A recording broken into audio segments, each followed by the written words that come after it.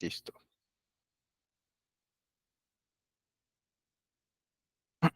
Bien. Hola, ¿qué tal? ¿Cómo están? Buenas noches. Sean bienvenidos a nuestra penúltima clase ya del curso de investigación de accidentes de trabajo. Ya está disponible tu examen, como te estaba comentando nuestra coordinadora académica. Espero que puedas revisar toda la información que se te ha compartido, los manuales, si gustas volver a revisar los videos de la clase para que te quede bastante claro y que puedas dar bien tu examen. Por ahí hay una que otra pregunta un poquito complicada quizás, pero pues, todo está completamente factible de poder resolver, ¿de acuerdo? Bien. Entonces, recuerda que tenemos la clase de hoy y la clase del sábado. Con esa estaríamos culminando el curso. Te pido por favor de que no vayas a faltar a ninguna de esas dos, a la clase del sábado también, porque vamos a tocar unos puntos importantes también para terminar de complementar el curso de investigación de accidentes. Bien, para el día de hoy lo que tenemos es justamente lo que es la elaboración del informe de investigación. Vamos a tratar de resolver un casito práctico y te he puesto un caso. Hemos descrito largo el casito para poder pasar por todas las etapas del proceso de investigación de accidentes y nos quede mucho más claro cómo vamos a llegar al informe de investigación, ¿de acuerdo? Entonces vamos a revisar cada una de las etapas conforme la hemos visto a lo largo de estas 2 semanas para poder llegar a entender cómo vamos a llevar a cabo el proceso de investigación. Empezamos entonces, cosa que también damos un poquito, unos minutos para que ingresen unos cuantos más de tus compañeros, recordando nuevamente cómo es el proceso de investigación de accidentes. Esto ya lo debes conocer bastante bien, son 5 etapas bien marcadas, las cuales vamos a seguir para el momento de atender e investigar el accidente. Empezamos, recuerdas, con una respuesta inicial, la cual engloba, por ejemplo, dar los primeros auxilios al accidentado, realizar el reporte del accidente. Recuerda, la empresa reporta incidentes peligrosos y accidentes mortales, y los establecimientos de salud son los que reportan los accidentes no mortales y las enfermedades ocupacionales. Entonces, realizamos esto y preparamos nuestra comisión investigadora. ¿Recuerdas? Primera etapa, entonces, hacíamos la formación de esta comisión investigadora, 2 miembros del comité, un representante del área de operaciones, un representante del área de seguridad, personas adicionales que de repente el empleador considere conveniente, y esta comisión va a ser la responsable de llevar a cabo la investigación del accidente. Una vez que acabamos esta etapa, pasamos a la recopilación de la información y las evidencias. Aquí hablábamos de una metodología que se llamaba las 4Ps, ¿te acuerdas? Hablábamos de la posición, persona, partes y papel, ¿correcto? Íbamos a hacer la recopilación básicamente de todos los agentes y elementos que intervinieron con el accidente. Aquí lo que hacemos es recopilar todo lo que tengamos, información del sistema, información del evento, información de las personas como tal. Todavía no estamos separando nada, solamente estamos recopilando la información para luego poder llegar a entender por qué ocurre el accidente. Eso forma parte de la etapa 3. En la etapa 3 hacíamos un análisis de causas en el cual, a través de la metodología que tú creas más conveniente, tomábamos todas las evidencias, las clasificábamos en conformes y no conformes, y luego identificábamos los actos y condiciones o estándares para que ocurra el accidente, las causas básicas, hasta llegar a las fallas de control. Entiende que con las fallas de control ya hemos identificado por qué ocurre el accidente, qué he fallado yo como empleador, como empresa, como prevencionista de repente, que hemos fallado como parte del sistema desde la etapa planificativa del sistema. Y de esa manera plantearemos nuestra etapa 4, que vienen a ser las acciones correctivas y de mejora. Aquí plantearemos todas las recomendaciones y acciones que van a permitir corregir, subsanar, mejorar el sistema de gestión de manera que evitemos la ocurrencia de nuevos accidentes en el futuro.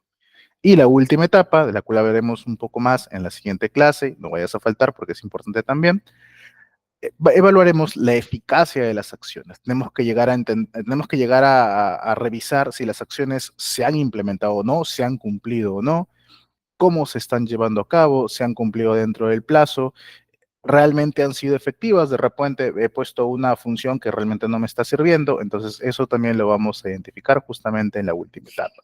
Todo esto era nuestro proceso de investigación, ¿de acuerdo? Habíamos visto varios ejemplos también de cómo hacer el análisis de causa con diferentes metodologías, ¿ok? Y el día de hoy lo que vamos a hacer es trabajar con un caso completo. Entonces, a partir de la siguiente lámina, vamos a empezar a desarrollar un casito breve, es un casito ficticio, no es un hecho real que haya ocurrido, vamos suponiendo muchas de las cosas que vamos a ver a continuación. Te voy a empezar con la descripción del caso, vamos a ir entendiendo todo lo que ha pasado y luego pasaremos una a una con las etapas, como lo hemos visto, desarrollándolo hasta llegar a la causa raíz, ¿de acuerdo? Presta entonces mucha atención y vamos a empezar con el desarrollo del caso para poder entender cómo se hace el proceso de investigación. Empezamos. Vamos a tener en el sector de telecomunicaciones dos técnicos operarios que están realizando una operación de empalme en el interior de una cámara de registro de telefonía, es decir, en un espacio confinado, que está situado en el subsuelo en una avenida principal en el centro de la ciudad. Aquí podríamos de repente complementar indicando qué ciudad y qué calles, ¿de acuerdo? Pero por el momento, para fines de este caso de estudio, lo vamos a dejar simplemente así. Según este caso, lo que tenemos es que el trabajo, que evidentemente debería haberse culminado en un solo día, se extiende más de lo necesario y va a tomar 2 jornadas hacerlo.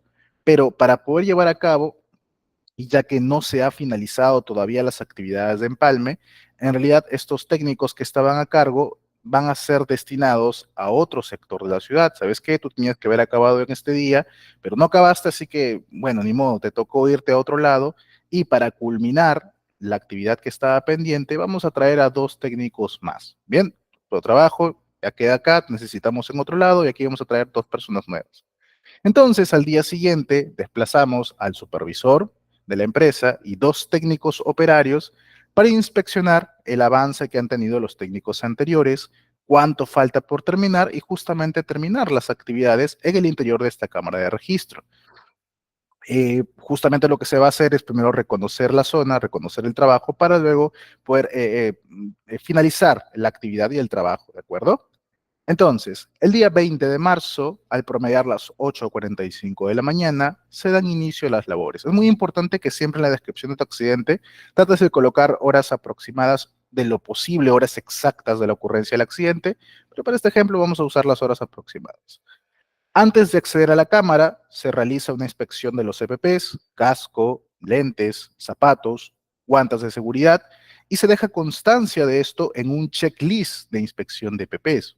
¿Ok? Luego se procede a proteger la zona de tránsito de los vehículos que circulaban por la zona con vallas perimetrales y señales de tráfico indicando el estrechamiento de calzada y reducción de velocidad reglamentaria. ¿Ok? Aquí entonces tenemos que son 2 técnicos nuevos, por así decirlo, en esta actividad puntual, asisten junto con su supervisor, hacen la revisión de sus CPPs conforme lo estamos leyendo aquí en el caso. Se entiende que esto ya es la descripción de todo el evento. Hacen la revisión de sus CPPs, llenan un checklist. De momento no me menciona nada de una charla de 5 minutos o de un ATS o un IPRC continuo, de momento no. Hacen una delimitación de la zona de trabajo, de acuerdo, eso es una buena acción también. ¿Qué más me dice el casito?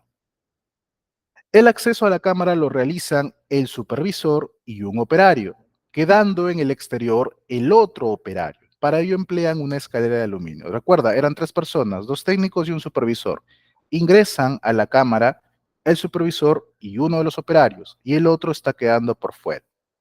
Cuando llegan al fondo de la cámara, situada a 4.5 metros por debajo del nivel del suelo, comprueban que no disponen de suficiente iluminación para comprobar los empalmes que restaban por realizar, no disponiendo de linterna en ese instante. Ellos llegan a la cámara, el supervisor y el técnico no pueden ver, no hay mucha iluminación y no han llevado linterna para hacer el trabajo. En ese momento, el supervisor emplea un encendedor para poder iluminar la zona a inspeccionar, produciéndose una deflagración que hiere gravemente a las 2 personas que están en el interior de la cámara de registro y también al trabajador que está fuera, debido a la llamarada que sale pues, por la abertura de la cámara. ¿De acuerdo? Tras el accidente de trabajo, los trabajadores accidentados fueron atendidos por una ambulancia y tras prestarle los primeros auxilios y dada la gravedad de las heridas, son trasladados a una clínica particular afiliado al SCTR para que sean atendidos. ¿Ok? Entonces tenemos que ingresan las 2 personas al lugar de trabajo, no tienen iluminación y no tienen el equipo para hacer la iluminación, prenden un encendedor de forma irresponsable, de aquí ya más o menos vemos por qué ocurrió el accidente, de forma irresponsable, prenden un encendedor y ocurre una deflagración, explota todo y terminan lesionándose los 3. Aquí tenemos un accidente múltiplo, básicamente. Entonces se realizan los primeros auxilios, trasladan a los accidentados a la clínica afiliada al SCTR. Entonces entendemos que sí existe un SCTR para esta actividad, lo cual también es correcto. Perfecto. En la clínica se les diagnostica al supervisor quemadura de primer grado en el 5% del cuerpo y de tercer grado en el resto del cuerpo. Al técnico operario que estaba dentro de la cámara de registro, quemadura de tercer grado en la cara. Y al operario que se encontraba afuera, quemaduras leves en la cara. La clínica procede a informar al Mintra, conforme ya lo habíamos visto antes, que tiene que ser el centro médico quien reporta cuando es no mortal, a través del registro informático. La empresa, tras conocer la noticia del grave accidente, procede a registrar y a conformar un equipo de investigación de accidente. En las declaraciones de los involucrados manifiestan que no realizaron detección previa de gases explosivos, gases tóxicos y niveles de oxígeno en el interior, debido a la confianza que le daba el hecho de que el día anterior los dos operarios habían realizado los trabajos y no había pasado nada, a pesar de que sí se contaba con el detector de gases explosivos y calibrado a la fecha. Asimismo, manifiestan que cuando salieron de la instalación rumbo a la zona de trabajo, estuvieron constantemente comunicándose con la base con la finalidad de saber cualquier cambio que pueda presentarse en la orden de trabajo. Entonces, tenemos aquí cuáles son las lesiones que han sufrido estas tres personas. Indican de que se confiaron, dijeron, bueno, los de antes han trabajado normal y no les ha pasado, se entiende que sí, entonces hay que seguir trabajando normal, no hay ningún problema. No midieron bien el riesgo y por eso está ocurriendo el tema del accidente. Finalizamos. La empresa, esto ya forma parte un poquito de la recopilación de evidencias, cuenta con un procedimiento para trabajo de mantenimiento o registro de telefonía donde se contempla labores en espacios confinados y en altura, la cual indica que se debe evaluar los riesgos antes de efectuar un trabajo. Al consultar a los trabajadores si tienen experiencia en trabajo de espacios confinados, manifiestan que no tienen.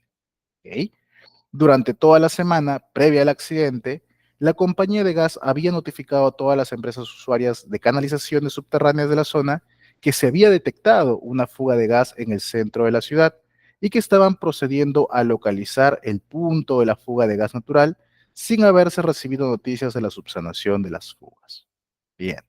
Entonces, hasta aquí lo único que hemos hecho ha sido plantearnos el evento, ¿no? Plantearnos el accidente, cómo ha ocurrido, entender cuáles han sido los eventos para que lleguemos pues al accidente como tal, ¿no? Vamos a hacer un resumen para las personas que recién ingresan. Buenas noches con todos. Tenemos aquí el caso de una empresa de telecomunicaciones que iba a hacer unos empalmes en una cámara subterránea. Asisten dos técnicos en el primer día, no culminan la actividad y son asignados a otro sector. Y para culminar esa actividad pendiente, traen a dos técnicos nuevos junto con el supervisor que iban a hacer un reconocimiento primero de la zona y luego hacer la culminación de la actividad.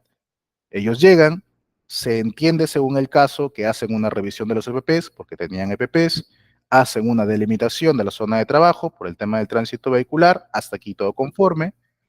El supervisor y uno de los técnicos ingresan a la cámara y como no contaban con dispositivos de iluminación y no podían ver, el supervisor enciende un encendedor sin percatarse que había una presencia de gas y por eso ocurre una deflagración, lo cual ocasiona quemaduras tanto al técnico como al supervisor y también termina afectando al otro técnico que estaba afuera, aunque de manera más leve, pero también lo termina afectando. Bien, ¿qué más estamos aprendiendo aquí? Tenemos de que no realizan una inspección previa de gases antes antes de ponerse a trabajar, a pesar de que se contaba con dicho equipo. Y bueno, entonces esos son algunos aspectos que hemos encontrado a partir de este punto. Ya seguramente, ya seguramente vas a encontrar tú, según tu experiencia o según también tu propio criterio, algunos puntos que definitivamente se han empezado a hacer mal, ¿no? Es correcto. Por ejemplo, aquí me indica en el chat, error de la asignación de un nuevo personal sin saber que manejen yo capacitados en el tipo de trabajo, ¿ok? Es cierto, ¿no? Ya desde el tema de la asignación de personal es uno de los factores, por ejemplo, que podemos considerar. Es más, en parte de lo que menciona aquí el caso como tal, se indica de que los técnicos no tenían realmente experiencia en ese tipo de trabajos. Entonces, habría que analizar mucho más a profundidad esto y justamente es lo que vamos a hacer ahora. En este momento, entonces, con la información que tenemos, vamos a proceder al tema de la investigación del accidente. ¿Qué es lo primero que se tiene que hacer? Pasamos a la etapa 1, respuesta inicial. ¿De acuerdo? ¿Qué hacemos en la respuesta inicial en este accidente? Lo primero, se tenía que brindar la atención inmediata a los accidentados, los primeros auxilios. Eso no podía faltar, ¿correcto? Y justamente el caso nos relata que eso se hace. Se les brinda, se le llama a la ambulancia, se le practican los primeros auxilios, se los traslada a la clínica más cercana. Entonces, en ese establecimiento se hace la activación de la póliza CTR, que afortunadamente estaban asegurados, y ya el establecimiento, después de haber hecho el ingreso de los pacientes, ya ellos se encargarán de hacer el reporte necesario al sistema de la SUNAFIL para indicar de que ha ocurrido un accidente de trabajo no mortal. En este caso, obviamente, va a ser incapacitante, ¿de acuerdo? Será el reporte, pues, por cada uno de ellos. Entonces, esa es la primera respuesta inicial que tenemos al accidente. Primero, atender a los heridos, es un principio, por principio de la ley de seguridad, se tiene que todo trabajador debe ser atendido en caso de accidente, se le deben prestar las atenciones de salud necesarias. Se hace el reporte de accidente, aunque esto lo va a hacer el establecimiento de salud porque es un caso no mortal. Y tenemos que hacer una cosa más. ¿Qué más tenemos que hacer en esta etapa 1 de respuesta inicial? Tenemos que, para empezar con el proceso de investigación, ¿qué tenemos que hacer? ¿Se acuerdan o no? Conformar la comisión investigadora. No podemos simplemente lanzarnos así a la nada, al vacío o a lo loco a empezar a investigar si no hemos tenido todavía la evidencia de conformar nuestra comisión investigadora. Ingeniero, ¿cómo conformo yo mi comisión investigadora? Habíamos hablado de ello en la clase número 3, si no me equivoco. Básicamente llenas un acta simple. No hay un formato en específico como tal, de verdad que lo he buscado, realmente en minería, en el de construcción. No hay uno como tal, pero yo te estoy dejando uno de esta manera, te lo estoy mandando también como uno de los documentos adicionales, para que tú de repente lo puedas usar, ¿no? Entonces, se llena algo así, algo simple como esto, por ejemplo, ¿no? Pones acta de constitución de la comisión. En la ciudad tal, a los tales días del mes tal, en tal año, se reúnen los trabajadores de la empresa tal, de RUC tal. Si quieres, también le puedes poner el RUC. Por previa convocatoria, con el fin de designar a los miembros de la comisión investigadora para realizar el informe de investigación, conforme lo pide la Ley de Seguridad y Salud en el Trabajo, su reglamento y sus modificatorias, ¿no? ¿Qué se va a hacer? Reunión con los trabajadores y directivos, elegir a los integrantes, constituir o conformar la comisión investigadora y determinar las funciones de esta comisión. Una vez realizada la motivación y sensibilización a los participantes, la representante legal de la empresa, junto con directivos y trabajadores, conforman la comisión, la cual queda de la siguiente manera. Representantes del comité por parte del empleador y por parte de los trabajadores, y los otros representantes que vendrían a ser el jefe de operaciones y el prevencionista de riesgo, ¿no? Son los 4 mínimos que deberías tener. 2 del comité y uno que es el jefe del área y otro que sea el responsable de seguridad. Con estos 4 puedes ya sacar pues tu comisión investigadora. Aquí lo que podríamos añadir, por ejemplo, para fines de esta comisión, es indicar quién de ellos es el presidente de esta comisión, quién de ellos es el responsable principal de la comisión. Sería, por ejemplo, una cosa que tú podrías ir mejorando, ¿no? Como te digo, yo te traigo un modelo, pero tú lo puedes mejorar conforme a lo que creas también conveniente. Aceptando cada uno sus responsabilidades como miembros del equipo, con la finalidad de identificar la red de causalidad del accidente y establecer recomendaciones y decisiones correctivas para mejorar el sistema de seguridad y salud en el trabajo, se da por terminada la sesión, quedando debidamente constituida la comisión investigadora. Firma el representante de la empresa, pueden firmar también los miembros de la comisión sin ningún problema. Entonces, de esa manera, un acta simple, una hojita nada más, eh, se hace se deja constancia o se deja registro, se deja evidencia escrita de que se ha formado la comisión investigadora. ¿De acuerdo? De esta manera entonces es como lo puedes hacer. Bien, hasta aquí está quedando claro. Sí, ¿verdad? Entonces, la primera etapa, respuesta inicial, primeros auxilios y conformación de la comisión investigadora. Esto ya lo habíamos visto también en clases anteriores. Perfecto. Hasta aquí ya empezamos. Muy bien. Ahora, ¿qué sigue? Una vez que ya tengo mi comisión, ¿esta comisión qué tiene que hacer? Tiene que empezar a recopilar las evidencias, ¿cierto? Habíamos dicho que esta comisión de preferencia debía dirigirse al lugar mismo de los hechos y empezar a recopilar todas las evidencias necesarias. También les había sugerido aquí la metodología de las 4P, ¿cierto? Vamos a analizar P por P para este accidente. Primera P, posición. Aquí, ¿qué es lo que tenemos que analizar o qué tenemos que recoger respecto a este accidente? ¿Cómo queda el trabajador después de los hechos? O bueno, en este caso, ¿cómo quedan los trabajadores después de los hechos? Entonces, en base a la investigación que estamos haciendo, la comisión va a determinar primero que los trabajadores que estaban dentro de la cámara con quemadura de primer grado en el 5% del cuerpo y de tercer grado en el resto del cuerpo y la cara. Y el trabajador que estaba afuera, quemaduras leves en la cara. No podrían ser de repente quemaduras de primer grado nada más por parte del calor, ¿no? De la llamarada que se produce. Entonces, en la etapa de posición, lo primero que hacíamos era revisar, confirmar cómo quedó el accidentado, ¿no? Posición de su cuerpo, lesiones que presentó, si es tema de fallecimiento, cómo fue, ¿no? Cómo se dieron las cosas. Eso forma parte de la posición, es la primera P. Es lo primero que tenemos que llegar a averiguar, ¿no? El estado de la persona, el estado del accidentado, o en este caso de los accidentados. ¿Qué más tenemos que revisar? ¿Cómo queda el lugar de trabajo después de los hechos? Muy bien, ya identifiqué cómo está mi accidentado, ya sé su estado de salud, o si en caso falleció, ya sé en qué posición se encontraba cuando falleció, en dónde quedó, dónde estaba, dónde estuvo al principio, ya eso lo vi en la primera etapa en la posición. Respecto a la persona, respecto al trabajador. Ahora también tengo que saber cómo quedó la escena del crimen, la escena del accidente, ¿de acuerdo? De forma más exacta. ¿Cómo queda el lugar de los hechos después del accidente? Aquí tenemos que hubo una deflagración en la cámara subterránea. Muy bien. ¿Cómo quedó esa cámara? Es que la caja de registro telefónico quedó averiada, ¿ok? Entonces me indica de que a causa de esta deflagración, no solamente la persona, sino también la caja de registro también ha quedado completamente averiada. Perfecto. Se tomarán las fotos necesarias, se tomarán las evidencias para ver cómo quedaron, cómo están las cosas. Sí, también son cosas que se tienen que hacer. ¿Qué más tenemos que revisar aquí en esta etapa de la posición? Aquí podemos aprovechar para hacer una reconstrucción de los hechos. ¿Cómo hacemos esto? Aquí aprovecha bastante para hacer gráficas. Grafica, dibuja, haz un bosquejo, un croquis, un boceto. Hay que posicionar de manera gráfica para una mejor comprensión cómo han ocurrido los eventos. Por ejemplo, nosotros habíamos leído todo el texto y te puse una fotito al final para que vean cómo, para simular, no te estoy diciendo que esa es la foto real, pero para simular de que así quedaron más o menos los accidentados después del evento, ¿no? Suponiendo que fuera así. Eh, pero no es suficiente para entender cómo ocurre el evento. Yo te lo he leído y probablemente si tengas un alto nivel de comprensión lectora, podrías decirme, no, ingeniero, a mí me quedó muy claro. Seguro sí.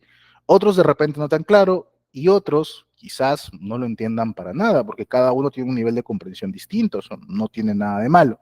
Pero para fines de comprender mejor y poder analizar bien la investigación, poder analizar bien las causas del accidente y hacer una buena investigación, necesitamos de preferencia apoyarnos con elementos gráficos. Entonces, empezamos aquí, por ejemplo. Podemos iniciar haciendo un croquis, una ubicación. Habíamos leído en el caso de que este evento ocurre en una avenida principal en el centro de la ciudad. No puse cuál ciudad para no sesgar ni decirte, oye, sí, acá ha ocurrido como tal, pero ya lo pusimos así de esa manera. Entonces, lo primero que hacemos es hacer un bosquejo. ¿Sabes qué? El accidente ocurre vía pública. Aquí está, vamos a suponer que este es el centro de la ciudad. Aquí está la avenida Cuba, donde me dicen que ocurre el accidente. Y aquí, en esta cuadra, frente al parque, aquí estaba la cámara subterránea y aquí ocurre el accidente. Entonces, esto ayuda bastante para entender en qué parte, en qué lugar, en qué lado, dónde ocurre el accidente. Esto es para vía pública. Ahora, tú podrías, por ejemplo, ocurre dentro de una fábrica. Puedes hacer también un pequeño mapa de la ubicación de la ubicación de la planta o del piso donde haya ocurrido el accidente. También para entender bien, ¿no? Dónde llega a ocurrir. Tú lo puedes hacer ya sea en un programa bien escalado o lo puedes hacer simplemente a mano alzada también. O puedes empezar haciéndolo en el momento de los hechos, dibujando la mano alzada, y luego lo puedes pasar a digital, o sea, no hay ningún problema, ¿de acuerdo? Pero la idea sí que es que lo grafiques. De esta manera, como te digo, das una ayuda gráfica para entender mejor, para que todos podamos entender mejor cómo ocurre el evento. Entonces, iniciamos primero con un croquis. Quiero irme mucho más allá, ¿de acuerdo?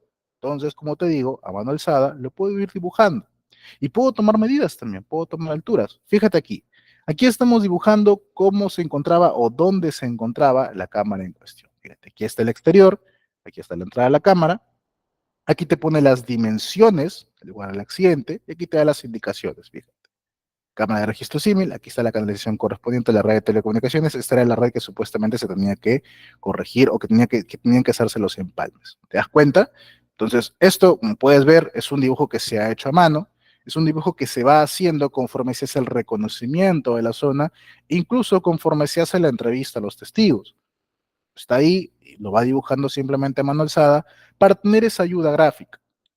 Algunas empresas de repente se saltan un poquito esta etapa porque quizás tienen a la mano un video. Es que en sus instalaciones ocurrió dentro y la cámara de seguridad captó todo el evento.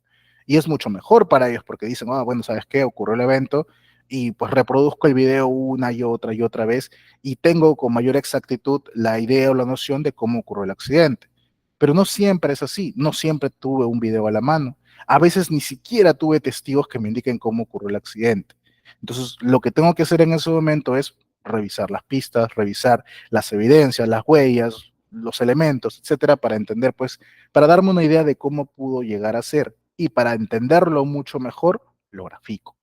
Lo grafico para entender la posición de las personas, qué estaban haciendo, cómo quedaron, qué fue lo que los afectó, etcétera. Aquí, por ejemplo, ya habíamos visto el croquis, el mapa, el plano de ubicación. Aquí vemos algo un poco más detallado acerca del lugar del accidente. Y aquí en esta otra imagen incluso ya los ubicamos también a los trabajadores. Fíjate bien, según lo que teníamos descrito, tenemos al supervisor, tenemos, bueno, el supervisor tenemos que es el de acá, al operario y tenemos al técnico que estaba afuera, ¿correcto? Según la descripción que nos hacen, el supervisor, por no haber buena iluminación, enciende su encendedor, ahora prende su encendedor y se produce la deflagración, que les afecta a los dos y la llamarada afecta también a la persona que está afuera. Fíjate. Fíjate cómo lo que hemos descrito en tantos párrafos en el inicio lo estamos encontrando aquí también de manera gráfica. No tiene que ser un dibujo profesional, puede ser de repente en lugar de colocarle así dibujos como está, lo puedes dibujar con palitos o lo puedes incluso colocar fotos de trabajadores que saques del internet, pero ya los estás ubicando gráficamente y eso ayuda muchísimo a poder entender cómo ocurre el accidente. Todo lo que yo te resumí al principio en la parte de la ocurrencia del accidente, aquí lo vemos de manera más gráfica y es mucho más comprensible. ¿Se entiende? Por eso entonces es la importancia de graficar y elaborar croquis en la ocurrencia del evento, en la ocurrencia del accidente. ¿De acuerdo? Hasta aquí está quedando claro. ¿Sí me están siguiendo la ilación? Bien. Entonces, una cosa más, aparte de estos croquis, estos dibujos, estos bocetos que se puedan hacer, yo también sugiero muchísimo, y de hecho en el modelo de informe que te lo he pasado, también te lo dejo ahí como uno de los puntos, que si quieres puedes quitarlo, luego hablaremos de eso, es también elaborar una secuencia de ocurrencia de los hechos.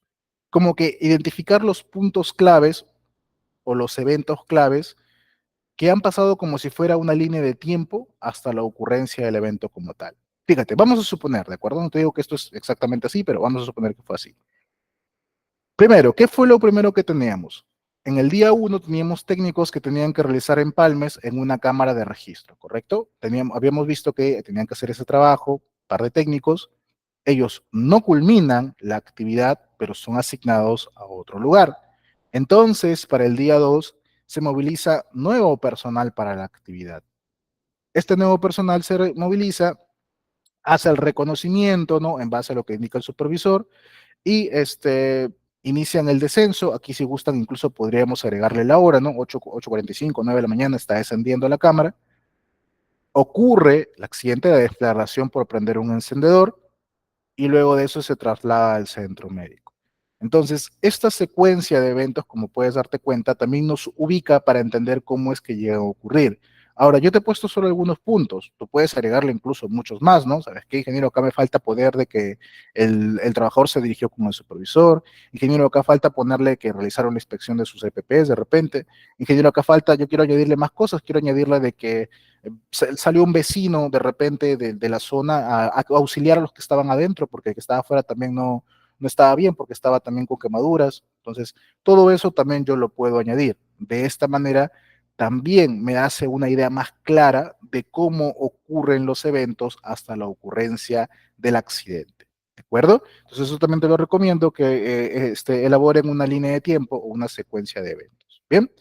Así es, me pregunta, ¿al encender la linterna de celular hubiera pasado algo o lo mismo? Bueno, sí, es, mira, hace como el mes pasado nada más, tuvimos aquí en la empresa, acá en la sede administrativa, una capacitación con un comandante del cuerpo de bomberos, en el cual nos hablaba de esta parte, justamente para prevención de incendios, y nos hablaba de esta parte de lo que son las fugas de gas, ¿no? Y él, por ejemplo, decía que el uso del celular cuando hay una fuga de gas sí puede provocar una explosión, un incendio. Él lo ponía de esta manera: cuando tú usas un equipo, ya sea por ejemplo el tema del celular, y hace algún tipo de contacto eléctrico, tiene el riesgo, no es que definitivamente va a ocurrir, pero tiene el riesgo de que pueda desencadenar alguna pequeña ignición, alguna pequeña chispa que puede ocasionar un incendio. Entonces, sí es posible que ocurra, no es que 100% seguro que sí va a ocurrir, pero sí es posible que ocurra. Ese también es el mismo motivo por el cual se recomienda que cuando tienes fugas de gas en tu casa, en la cocina, por ejemplo, no debes accionar el interruptor. O sea, digamos, está la cocina, la luz apagada, sientes que hay fuga de gas y no debes prenderlo. Caso contrario, está la cocina, la luz prendida y hay fuga de gas, no debes apagarlo. Porque el accionar el interruptor hace un contacto eléctrico, puede generar alguna chispa, puede llegar a generar, no digo que 100% la va a generar, pero puede llegar a generar, y por eso se puede provocar el incendio. Entonces, no podría yo decirte sí, definitivamente sí va a pasar, porque pues no es del todo seguro, pero sí habría la posibilidad igual, ¿no?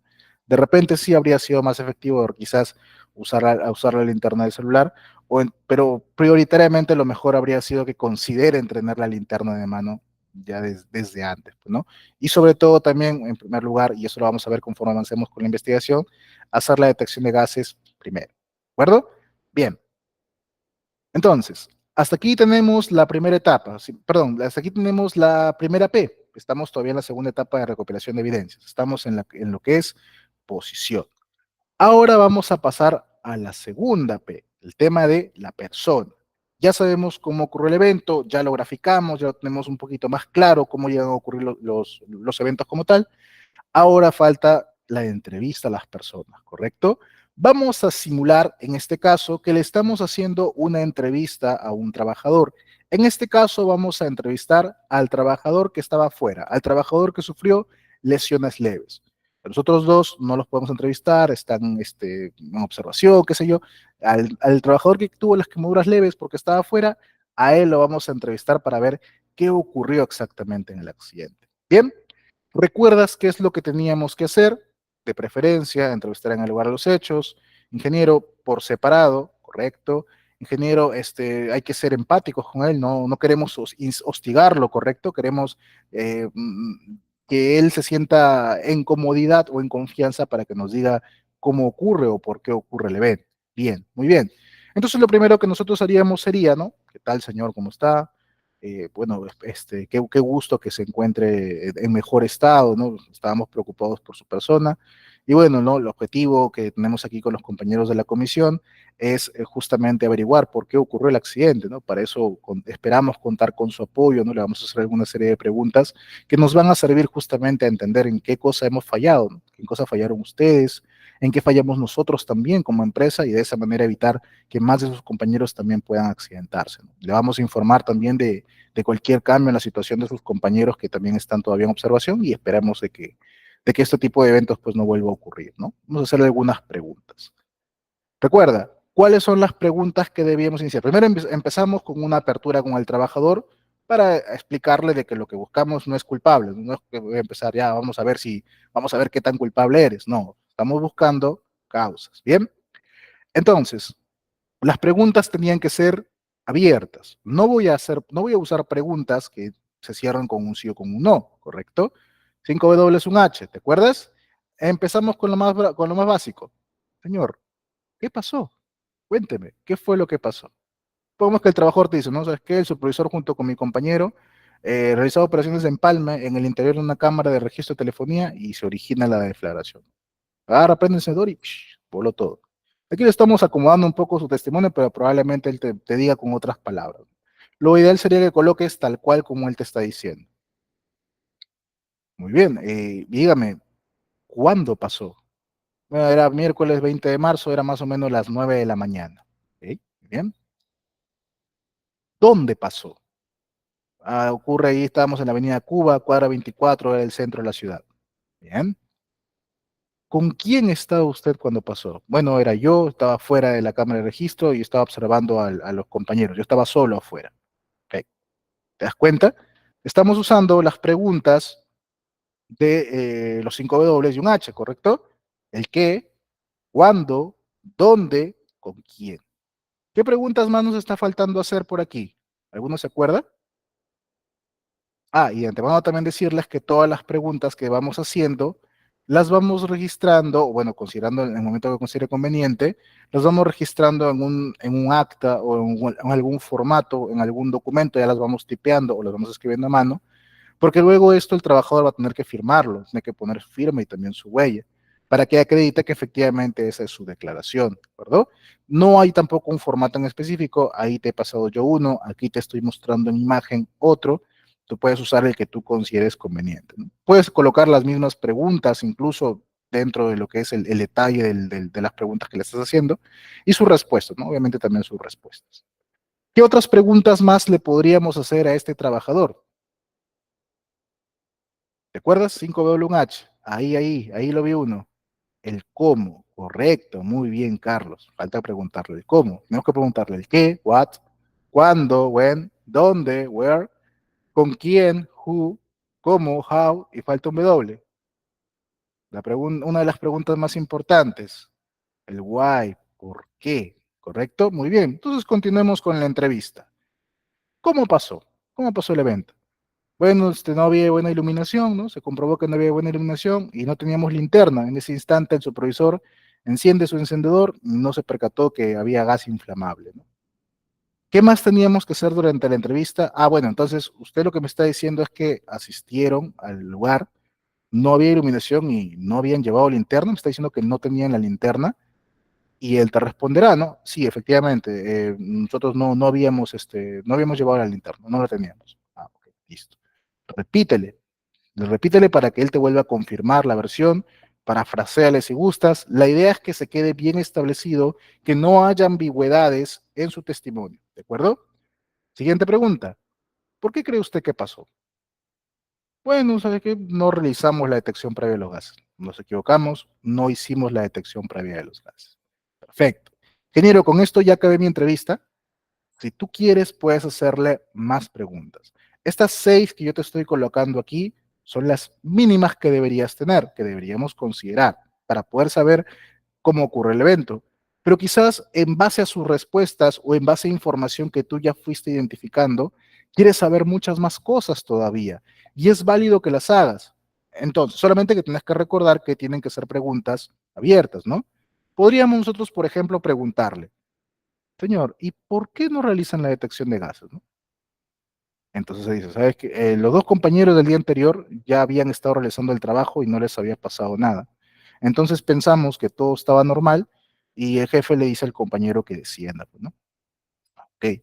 Entonces te das cuenta, todos los eventos que estamos detectando, en base también a sus respuestas, le vamos tratando de sacar más información. ¿Qué más le podríamos preguntar? Pongamos, señor, ¿y usted cuándo fue la última vez que usted realizó trabajo en espacios confinados? No, yo nunca he realizado trabajo en espacio confinado. Yo tengo recién 2 meses aquí en esta empresa y en mis trabajos anteriores, en años anteriores, estaba en otra empresa donde no hacía espacios confinados. Yo lo que hacía era trabajo en altura. Entonces fíjate que ahora estamos yéndonos también por otro lado. Esta persona, que si bien no había ingresado, pero se le había asignado a una actividad para lo cual aparentemente no estaba del todo bien adiestrado, ¿correcto? ¿Qué más? ¿Qué le dice a usted el supervisor? ¿Qué le indica antes de hacer el trabajo? Bueno, el supervisor nos dijo que antes de bajar tenemos que revisar nuestros CPPs, que sí se hizo, para ver que estén en buen estado, ¿no? Que eso cumple con seguridad. Y luego que nos dijo que tenemos que colocar la señalización, pues, ¿no? Para que no pasen los carros. Y que cuando bajemos tengamos cuidado con la escalera, ¿no? Que tengamos cuidado al bajar por la escalera. Ok. ¿Tenía usted conocimiento de alguna situación peligrosa en la zona de trabajo? No, la verdad no nadie nos dijo nada, no sabíamos que había fuga de gas realmente, ¿no? A nosotros nadie nos avisa, ¿no? A pesar de que teníamos nuestro radiotransmisor, ¿no? Con la base. Esto es importante también porque recuerda que en la descripción del evento, cuando recién estábamos empezando aquí, la clase, indicamos de que la compañía de gas había previamente lanzado un comunicado indicando de que había una fuga de gas cerca a la zona, sino que todavía no había avisado dónde estaba. Entonces, aquí, en base al testimonio de este trabajador, a él nadie le había avisado de que había una fuga de gas. Ninguno de ellos sabía, al menos, no sé, al menos los trabajadores no lo sabían, aparentemente, que estaban expuestos, que podría haber la posibilidad de que existiera un gas por ahí suelto. ¿Entiende? Entonces, de esta manera es como se van realizando las preguntas. Fíjate que en todos los casos estamos haciendo preguntas abiertas, prioritariamente, porque si te fijas en la última, esta es un poquito más cerrada, ¿no? De repente, quizás podríamos cambiarla por algo o modificarla de manera de que la pregunta sea un poquito más amplia. Entonces, yo le digo de frente, ¿usted sabía de que le habían avisado a usted de que había fuga de gas? No, y se cerró. De repente yo puedo decirle, ¿no? Le comunicaron algo recientemente, hubo alguna comunicación que se le hizo, la última comunicación que se le indicó, el último círculo de seguridad, eh, ha visto recientemente las últimas publicaciones de la compañía de gas, qué fue lo que recuerda, etcétera. Cosas así, de preferencia amplias, ¿no? Porque tenemos que tratar de evitar justamente estas respuestas de sí y de no. Pero aquí entonces tenemos un ejemplo de un cuestionario que se le puede hacer a un trabajador al momento de pasar su declaración. ¿Correcto? Hasta aquí me van siguiendo, todos conforme. Bien. Una vez que acabamos con esta P, vamos a la tercera P, las partes. Aquí en partes, ingeniero, yo que tengo que revisar. Aquí yo tengo que revisar, ya revisé la posición del accidentado, el lugar donde ocurre el accidente, cómo quedó, ya averigüé con las personas, ahora tengo que fijarme en otros elementos que también pudieron afectar a los trabajadores o desencadenar el accidente. Por ejemplo, inventario de equipos, maquinaria y herramientas, que estamos haciendo el reconocimiento, ¿no?, de las cosas que tenían los trabajadores y notamos que ellos sí cuentan, todavía no estamos discriminando nada, todavía estamos recopilando, sí cuentan con vallas perimetrales y señales de tránsito de acuerdo a las normas, ¿ok? Según nuestra investigación, según la recopilación de evidencias, tenemos que estos señores sí contaban con medios para prevenir lo que es el tránsito vehicular. ¿De acuerdo? Hasta aquí estamos bien. Perfecto. Contaban con un detector de gases explosivos calibrado y con batería recargada. Ah, fíjate, entonces ellos sí podían o sí tenían los medios para poder hacer una inspección previa para ver si había o no había gases, sino que no lo hicieron. Pero sí tenían los medios, porque tú podrías decirme, ¿no? De repente, que no, de repente ellos no tenían cómo saber si había o no había gases, pero sí lo tenían. Lo que pasa es que se confiaron y no lo hicieron. Ok, ¿qué más?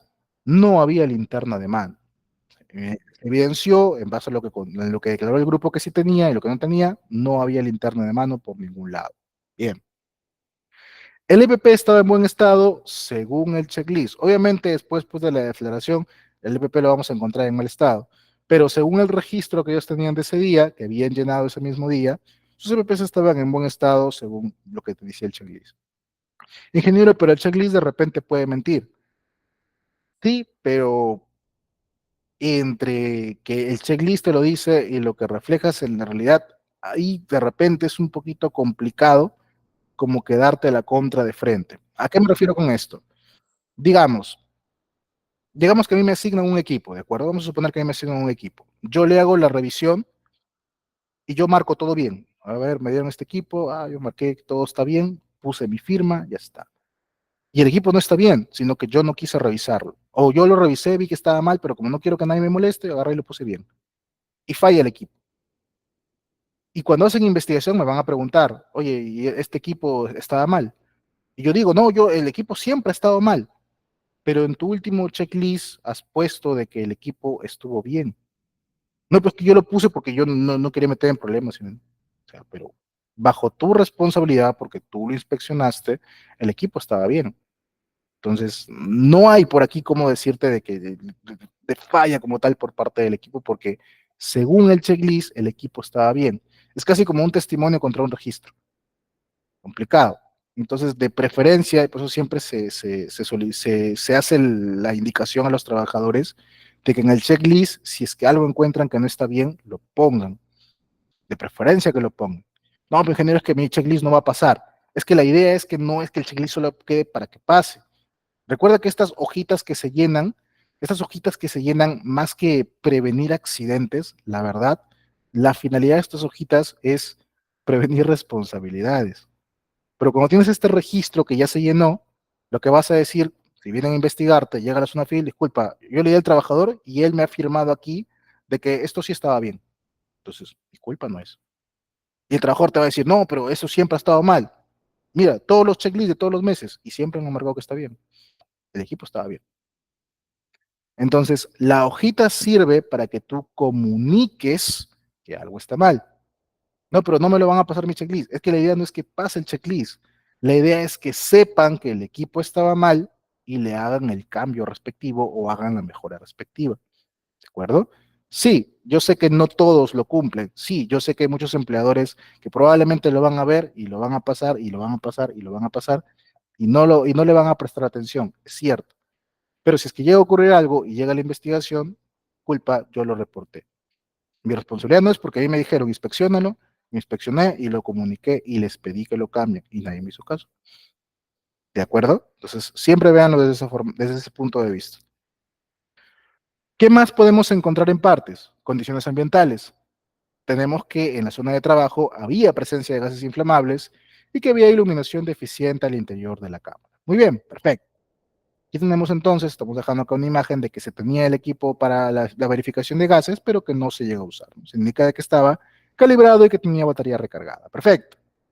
Última P. ¿Cuál es la última P? ¿Qué más nos falta revisar? PEL. Todo lo que son registros. ¿Te acuerdas cuáles eran esos registros? Sí. Primero, los documentos del sitio. ¿Qué tenemos aquí? Bueno, en primer lugar, sabemos que los trabajadores sí estaban en pólizas STR, sí contaban con la STR. ¿De acuerdo? ¿Está bien? Se evidencia que había un checklist de EPP que fue firmado por los trabajadores y por su supervisor. ¿Ok?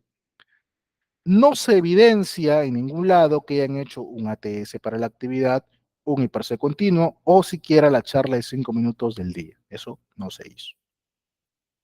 Eso es por parte del sitio. Ahora, respecto al sistema de gestión, ¿qué documentos vamos a encontrar aquí? En ningún lado se ha identificado o se ha encontrado que estos señores que han sufrido el accidente aparezcan como asistentes en alguna capacitación respecto al procedimiento para trabajo de mantenimiento de registro de telefonía.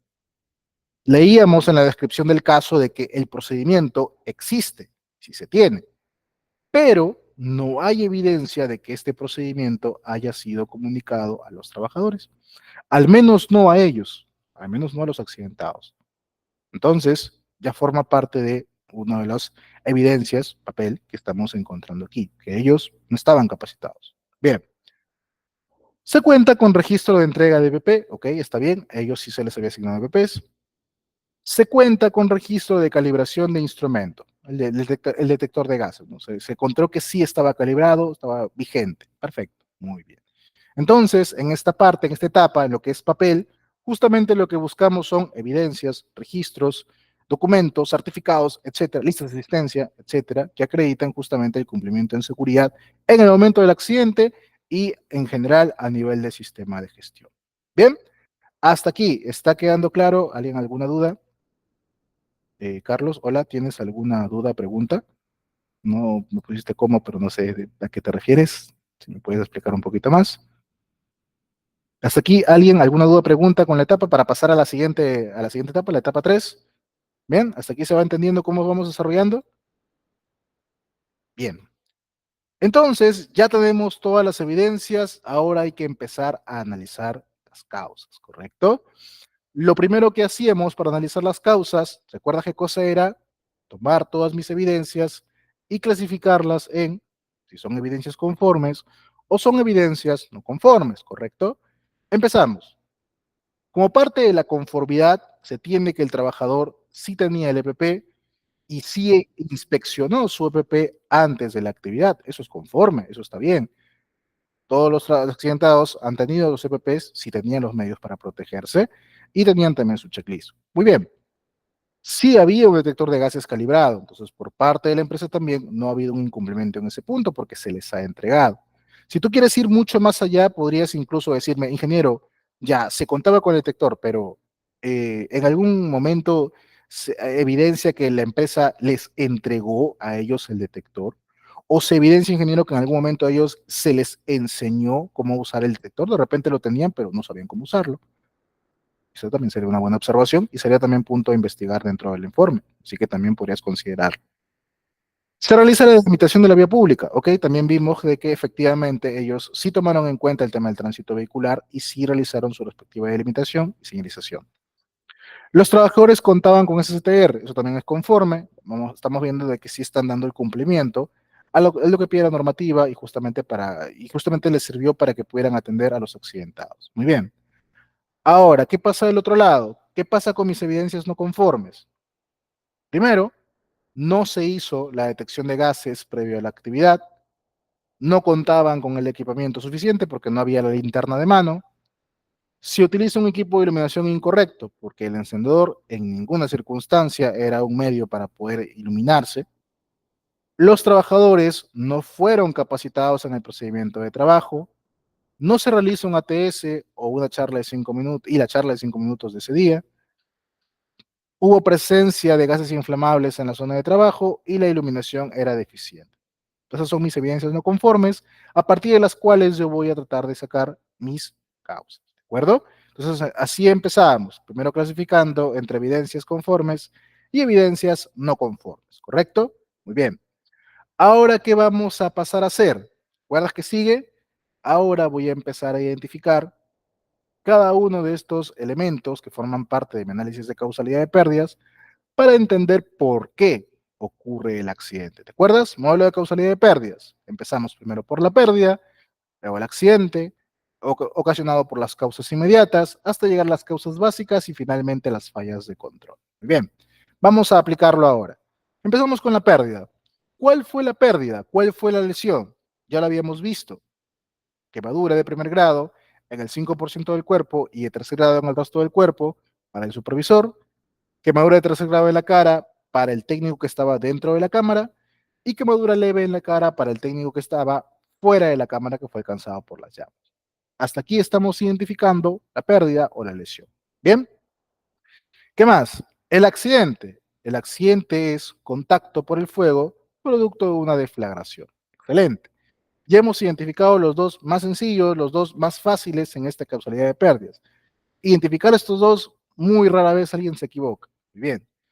Ahora vamos a algo un poquito más delicado. Causas inmediatas. ¿Cuáles son las causas inmediatas en la ocurrencia de este accidente? Eran dos tipos, ¿te acuerdas? Los actos y las condiciones subestándares. Vamos a clasificar cada una de ellas primero por separado para poder luego integrarlo dentro del modelo de causalidad de pérdidas, ¿ok? Primero, actos subestándares. Recuerda que el acto es toda acción que ha cometido el trabajador o que ha omitido el trabajador. Primero, utilizar el equipo de iluminación incorrecto. Ese es un acto subestándar. No era el equipo apropiado para poder iluminarse. El encendedor no lo era. Entonces, ese es el primer acto subestándar que tenemos. Segundo, no se realiza la detección previa de gases en el interior de la cámara. Teniendo el equipo para hacerlo, ellos no lo hacen, no hacen esa detección previa. Si lo hubieran hecho, conforme indicaba probablemente el procedimiento, se hubieran evitado justamente el tema del accidente. Bien. Tercero, no realizan un ATS y su charla de 5 minutos.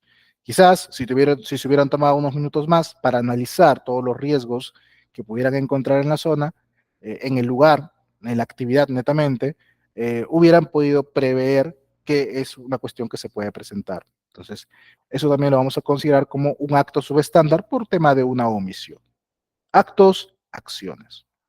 Ahora venimos a ver las condiciones o estándares.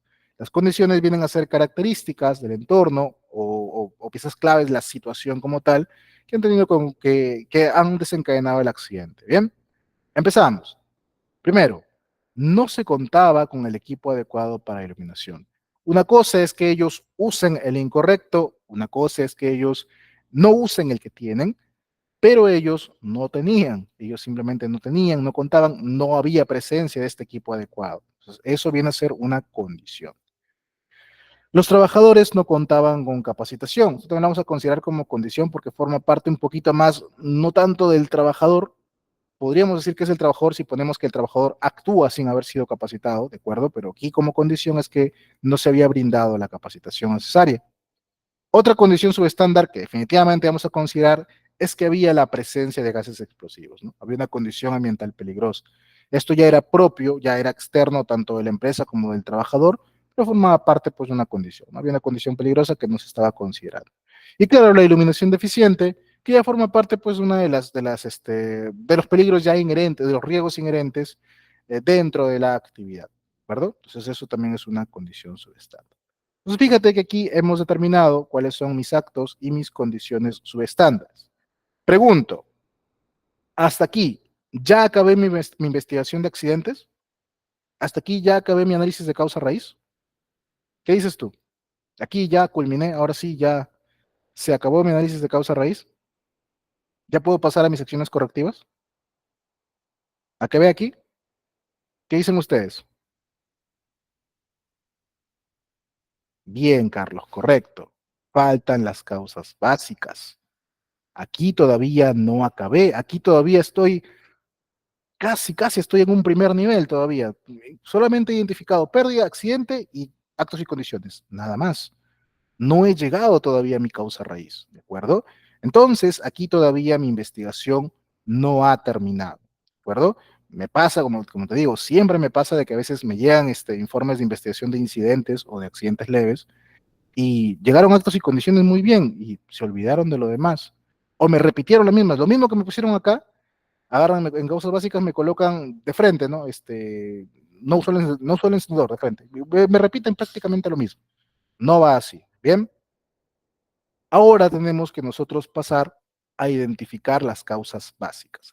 ¿Sabes cuáles son esas causas básicas, correcto? Son los factores personales y los factores de trabajo. Bien.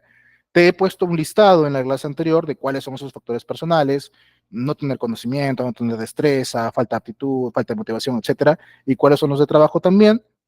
Pero la idea no es simplemente agarrar cualquiera al azar y meterlo dentro del análisis de causalidad y ya está y se acabó. No va por ahí la cosa. La idea sería que haya una hilación, que haya una secuencia, que haya una relación realmente entre la causa inmediata con la causa básica. Entonces, y tal y como te decía en la clase anterior, puedes hacer tú como una combinación de los diferentes métodos de análisis que habíamos visto. Yo estoy usando aquí el de causalidad de pérdidas, pero fíjate que aquí yo le meto un porqué. Yo lo que hago aquí es tomar todas las causas inmediatas, es decir, todos los actos y condiciones que hemos detectado, y vamos a razonar o vamos a tratar de encontrarle una justificación, un motivo realmente, un motivo, una razón del por qué se presenta. Y de esa manera aquí me van a salir las causas básicas. Por ejemplo, tengo que se utiliza un equipo de iluminación incorrecto. ¿Por qué usan el encendedor? Me pregunto así, ¿por qué lo usan? Es que lo usan pues porque no tenían linterna, no tenían el equipamiento apropiado para poder hacerlo, entonces para salir rápido de esto, prefieren usar el encendedor.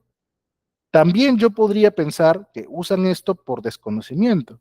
Quizás si hubieran tenido un poquito más de conocimiento, un poquito más de criterio, hubieran considerado, oye, ¿sabes qué? Estoy en un espacio confinado, existe el riesgo de una fuga de gas, no sé si habrá o no habrá, pero si prendo un encendedor, probablemente me estoy afectando a mí mismo también, ¿no? Entonces, falta de conocimiento y falta de equipamiento. Por eso se produce, por eso es que ellos eh, usan el encendedor de forma incorrecta, ¿no? Usan un equipo que no era para el caso. No realizan la detección previas de gases en el interior de la cámara. ¿Por qué no lo hacen? Bueno, según testimonio del mismo accidentado, se confiaron, dijeron, hey, los del día de ayer no les ha pasado nada, probablemente aquí entonces no hay nada de gas, ¿no? Entonces vamos a trabajar normal. Exceso de confianza, sí, se puede presentar. Puede ser también que ellos tengan falta de experiencia en la actividad, como lo habíamos visto. Quizá un trabajador más experimentado sabe que a pesar de cualquier situación, siempre hay que ponernos en el peor de los casos y hacer la detección previa. En la parte eléctrica, por ejemplo, cada vez que nosotros tenemos que intervenir en una línea de media tensión y realizan, ¿no? Realizan el corte del servicio de la energía, y avisan por teléfono generalmente. Dicen, oye, ya cortaron la energía a trabajar. Y cuando te dicen eso, que supuestamente ya es para que empieces a trabajar, ¿ah, ya cortaron? Sí, revelador. Y revelan. Porque siempre en la parte eléctrica siempre decimos, todo circuito considéralo con energía hasta que tú mismo hayas revelado y veas que efectivamente no hay energía. No, el supervisor me avisó, nada, revela. No, es que yo lo acabo de ver que lo bajó que desconectó, ¿no? El seccionamiento lo aperturó el seccionador. No, revela. Ya revelaste muy bien, pon tus tierras, aterramiento temporal, cortocircuita la línea. Ahora sí, recién empiezo a trabajar, porque se pueden presentar casos. Parte eléctrica es peligroso, es riesgoso, es una actividad de alto riesgo. Entonces, siempre se considera de esa manera. Aquí igual, ¿no? Ya por experiencia, de repente un técnico habría sabido de que de todas formas tenía que hacer esa detección de gases. Bien, ¿qué más? No realizan ATS y charla de 5 minutos, ¿ok? Aquí nuevamente, ¿sabes qué? Queremos avanzar rápido. Bueno, ¿para qué voy a hacer esto si esto de repente lo puedo llenar después, ¿no? Ya una vez acabado, mientras estoy en el almuerzo, lo voy llenando, cosa común. Bien. No se contaba con el equipo adecuado para la iluminación. ¿Sabes qué? No lo han hecho porque no lo consideraron necesario. Hubo una evaluación deficiente en los riesgos de la actividad. Los trabajadores no fueron capacitados en el procedimiento de trabajo. Hubo una comunicación deficiente de las medidas preventivas y procedimientos de trabajo. Condiciones ambientales peligrosas. Nuevamente, no se evaluó apropiadamente los riesgos de esta actividad. Puedo incluso yo añadirle de que, bueno, si bien no es a causa de la propia empresa, pero no se llega a comunicar oportunamente a los trabajadores que existe esta condición ya en la zona.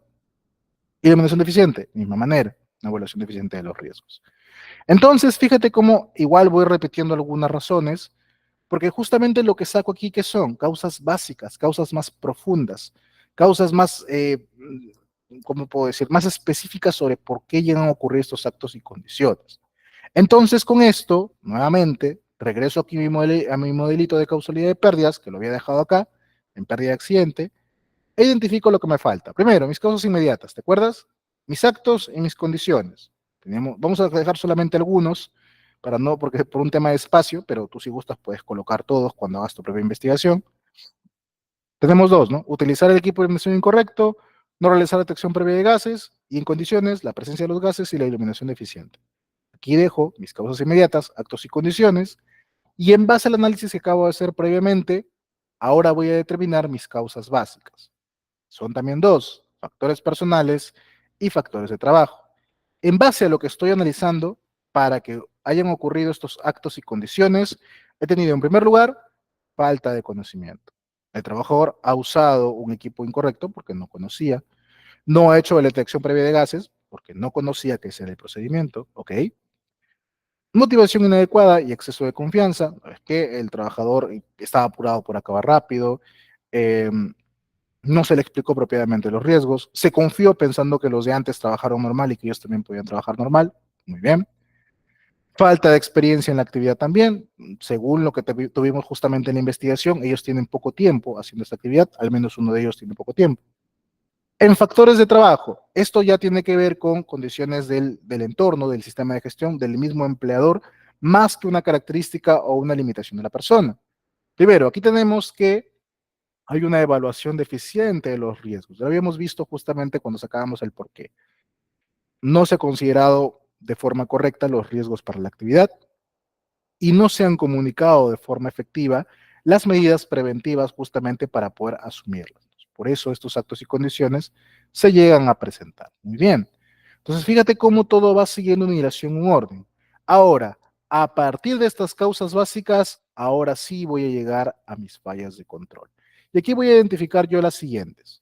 Primero, el sistema de formación es deficiente. En otras palabras, falta un adecuado programa de capacitación. Los trabajadores no están bien capacitados. Faltan temas. No han sido capacitados en lo mínimo necesario. ¿Ok? Falla en el análisis de procedimiento de trabajo. Probablemente, ya que ellos, yo podría decir que es simplemente por no difundir, pero probablemente tenga que revisar nuevamente el procedimiento y verificar a detalle que efectivamente está puesto que es obligatorio, se sepa o no se sepa que hay una fuga, revisar que no existan fugas de antemano. Tendría que revisar cuál es el equipamiento mínimo que tienen que llevar, porque la linterna no la llevaron por algún motivo.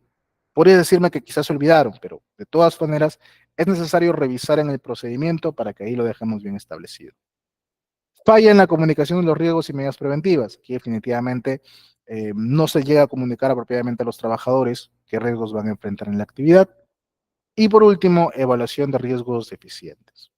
Estamos notando de que los trabajadores no tenían conciencia plena respecto a qué tipo de riesgos estaban enfrentando en el momento de hacer el trabajo en espacios confinados. Entonces, de esta manera es como estoy completando mi modelo de causalidad de pérdidas. ¿Se entiende? Estoy identificando las causas inmediatas, mis causas básicas y mis fallas de control. Este modelito, así como está, tal cual, vas y lo pegas en tu informe de investigación de accidente. Así, tal cual. Lo puedes detallar más, puedes poner más texto incluso si quieres, pero vamos a ver cuando veamos al final el modelo del informe. Pero este modelo de esquema, como parte central, queda ahí como para poder hacer tu investigación. Así funciona. ¿De acuerdo?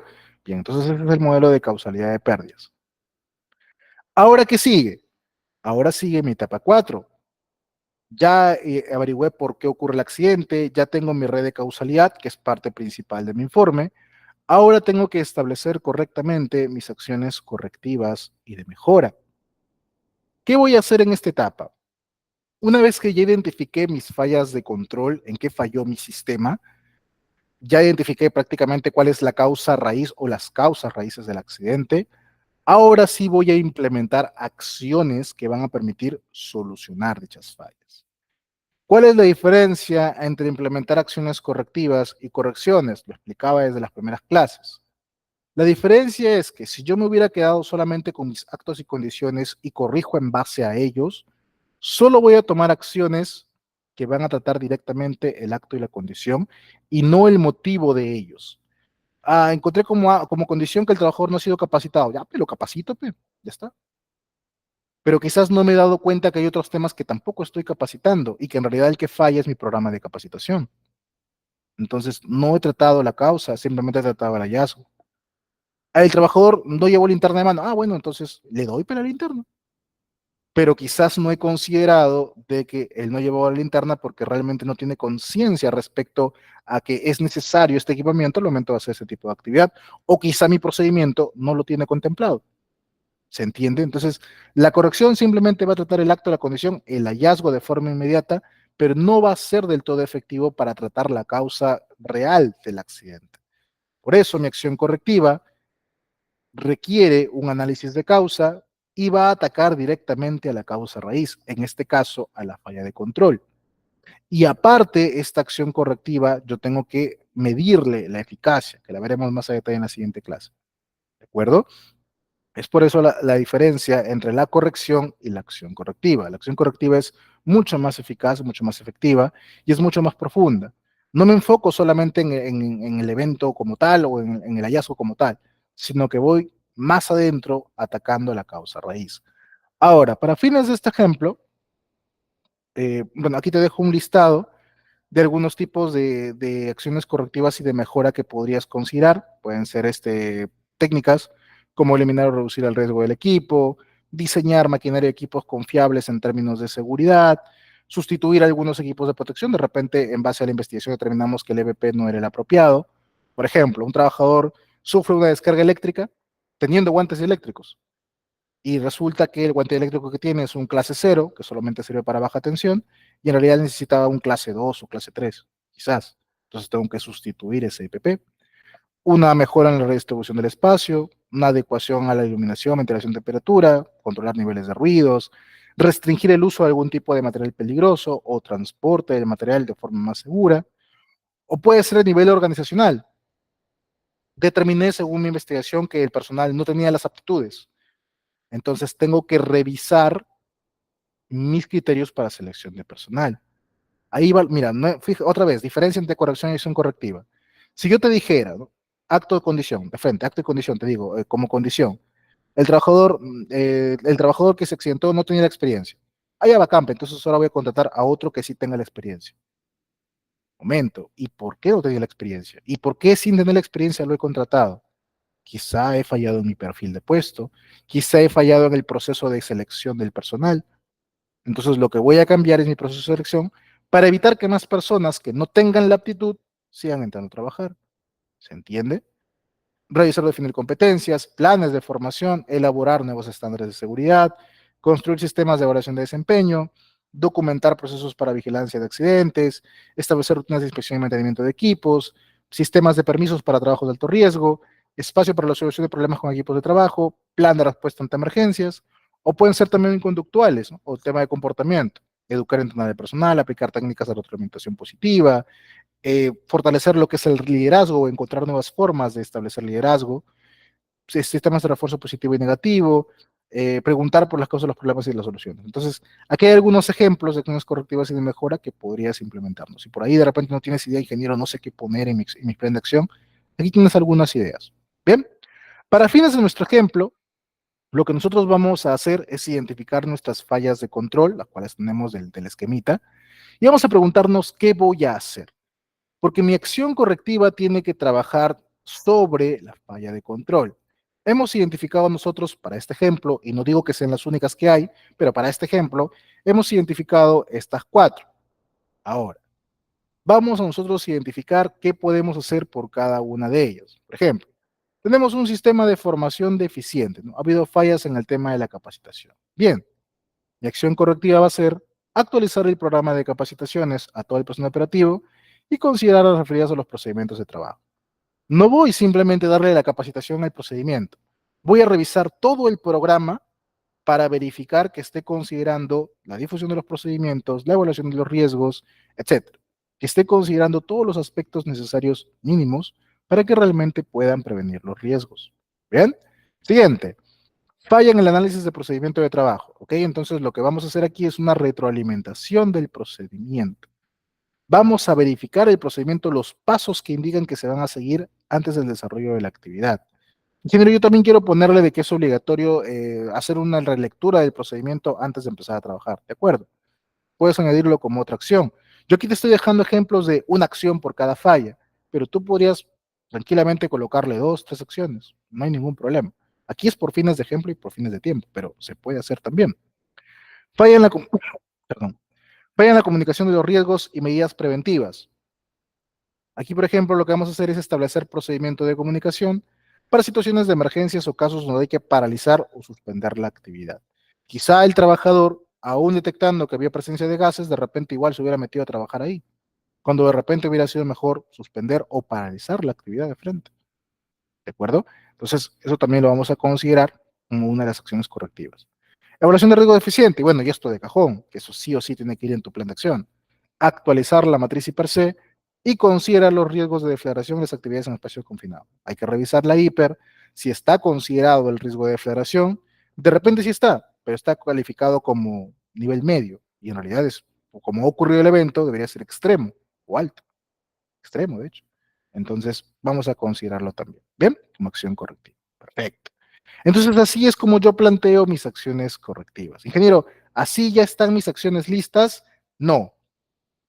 Para que tus acciones realmente sean efectivas, realmente sirvan, tengo que asignarle a cada acción un responsable de cumplimiento y un plazo. No puedo simplemente dejar la acción correctiva y ya está. Tiene que haber alguien responsable de cumplirlo y tiene que haber un plazo para el cumplimiento de esas acciones. Ingeniero, ¿puedo un responsable colocar 3, 4, 5 personas? Yo te sugiero que no. En responsable procura poner una sola persona. Pero ingeniero, es que yo tengo varios jefes de área y todos deberían ser responsables. Sí, ponga uno. No, pero es que son varios. Lo que pasa es lo siguiente, cuando tú pones varios responsables para una acción, se van a pelotear entre ellos. Por ejemplo, actualizar el programa de capacitaciones a todo el personal. Muy bien. Vamos a poner que responsable pongo al prevencionista, al de recursos humanos, al de operaciones, porque él también tiene que involucrarse, y al responsable del sistema integrado de gestión. Cuatro. Plazo hasta el 15 de abril. Llega la quincena. Pregunta, oye, ¿y el programa de capacitación? Y el de operación dice, no, eso lo está viendo seguridad, él tiene que verlo. Y el de seguridad dice, no, yo no voy a hacer porque yo tengo que sentarme a verlo con el de operaciones. No, y además, ¿por qué me dicen a mí si el de capacitaciones tiene que hacer los recursos humanos? Y recursos humanos va a decir, oye, ¿sabes qué? Yo estoy ocupado con planillas. Ya, pero que lo haga el último, el del sistema entero de gestión. Y yo, que soy sistema entero de gestión, voy a decir, oye, mira, ¿sabes qué? Yo ni enterado que había habido un accidente. Entonces, empieza este juego de, no, mira, yo no lo hago, mira, yo para hacerlo necesito que estés tú. Aquí dice que tú también eres responsable, así que si tú no lo vas a hacer, yo tampoco no lo hago. Y todos se van a pelotear y nadie va a hacerlo. En cambio, cuando pones a uno solo, a pesar de que no lo va a hacer solo, ya que él es el responsable de dar la cara, va a ir molestando. Mira, este programa va a ser responsabilidad de recursos humanos. Bien. ¿Quién está en la quincena?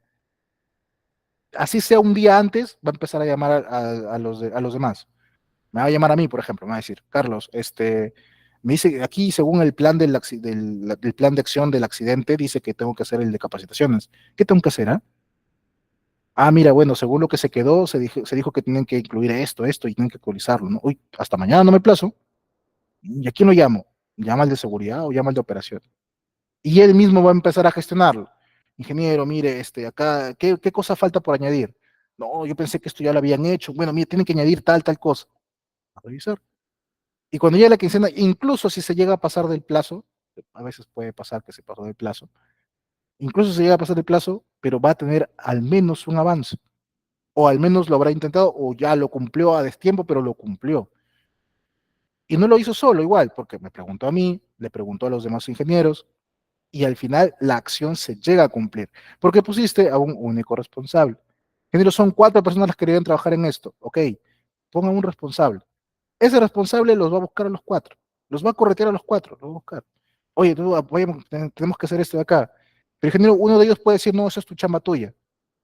Sí, pero él podría decir, ah, sí, chamba mía, sí, justamente es chamba mía. Y cuando me toque presentar y no esté tu parte, yo le voy a decir, sí, disculpe, ¿eso de qué, gerente? Yo avancé con esto, me ayudaron tales personas y le pedí a esta persona que me alcance esto y no me dio. Y sí, yo soy responsable, aquí estoy entregando, pero yo le pedí a él y él no me dio. Ahí está. Yo cumplo con mi parte está hasta acá, pero yo le pedí a él y él no me dio. No puedo trabajar sin la parte de él.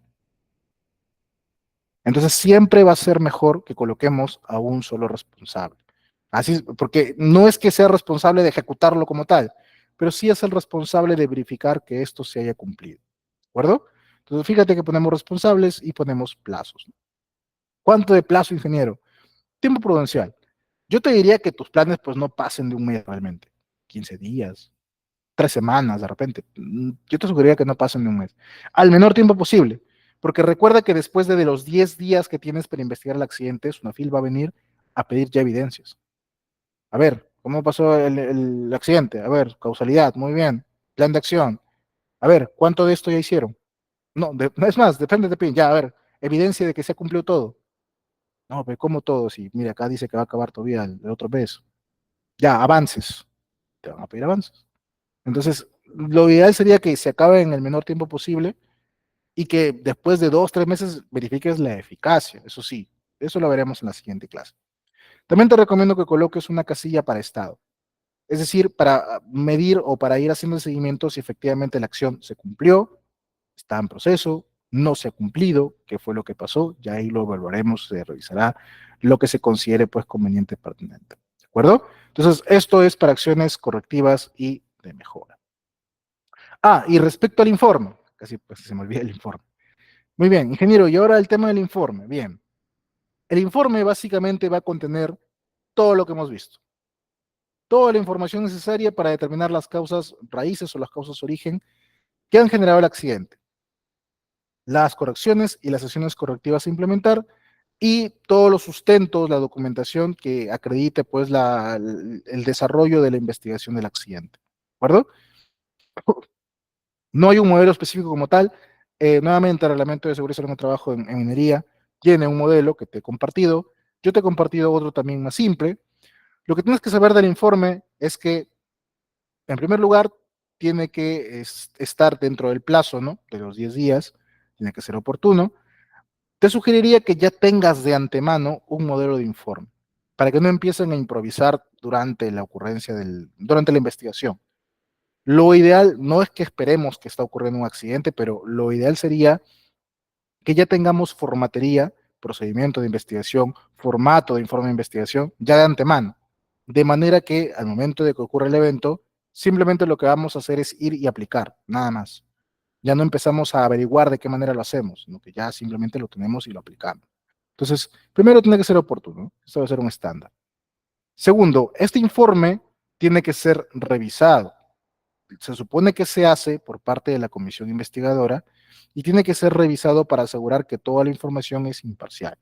Por ejemplo, cuando ocurren, como te digo, incidentes en la empresa donde trabajo, hacen un informe, me lo mandan y yo siempre tengo que revisarlo, ¿no? Yo a veces yo no formo parte de la comisión, pero lo reviso.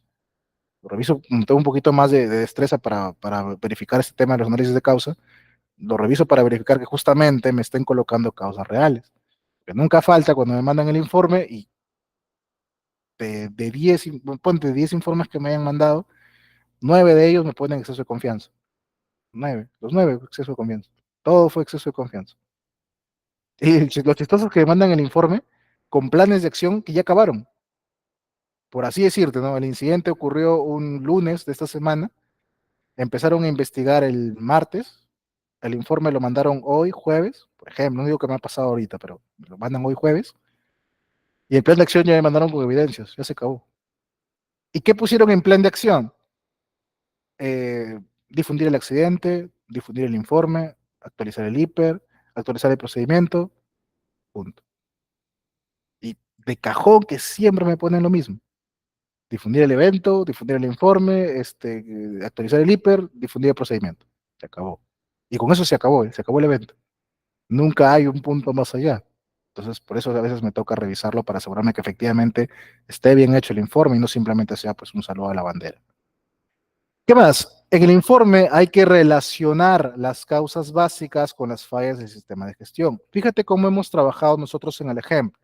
No tomé diferentes actos y condiciones para armar una especie de Frankenstein ahí. No tomé mis causas básicas del listado que te di y coloqué la que se me vino a la mente. No, lo que hicimos fue relacionar, ir como si hiciéramos un 5 porque hacia atrás, para ver cuáles fueron las causas que desencadenaron estos actos y condiciones que ocasionaron el accidente.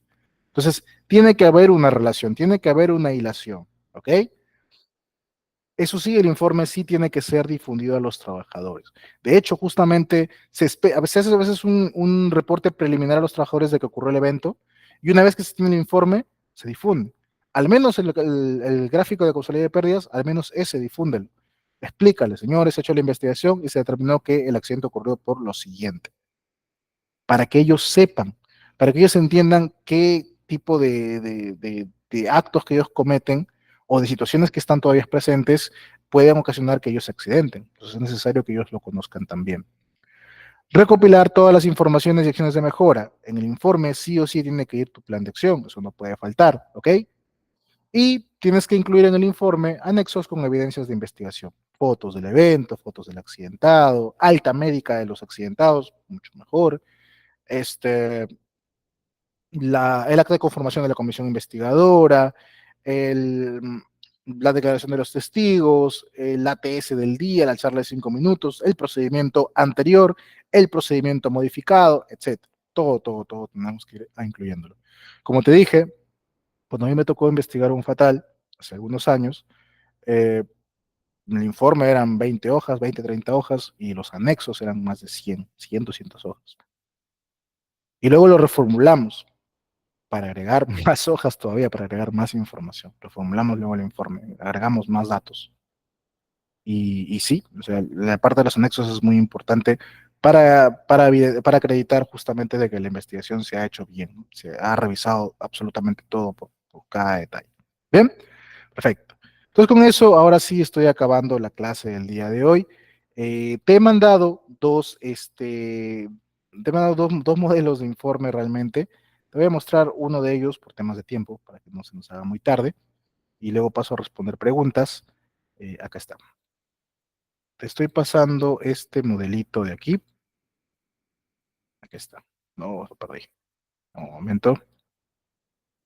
Va. Un momento. Acá está. Wow,